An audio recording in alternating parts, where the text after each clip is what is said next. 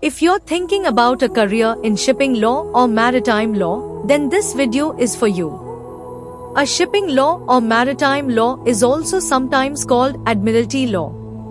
Now, a lot of you may not realize this, but even today, ships are essential to the global economy. Most of the stuff that you buy, whether it's a car or it's a mobile phone, is being produced in one country and then sent to another country. And that's happening through the shipping line. Now, ships have been there for centuries, but their importance hasn't diminished at all. And that's the reason shipping law continues to remain very critical even today. What all does shipping law cover? The first, shipping is a business. So you have the private shipping business, and along with it comes a whole set of laws and compliances that need to be done, contracts that need to be created. That's one aspect. The second aspect is crimes that happen on international waters.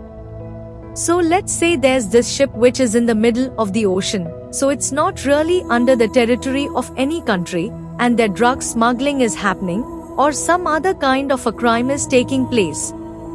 There are a lot of treaties and conventions around subjects like this. The third is the use of the seas.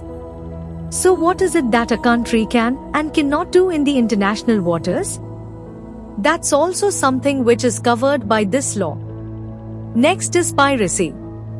I'm talking about the kind of piracy shown in movies like Pirates of the Caribbean. You'll be surprised to know, but piracy exists even today. And a lot of the shipping zones and shipping lanes are worried about piracy. So there are laws and conventions relating to that. Then there is the registration, licensing and inspection of ships. And finally, insurance. Maritime insurance in itself is a massive field. So if you find these concepts interesting, then maritime law is perfect for you. For more informative contents, please subscribe to this channel. Thank you.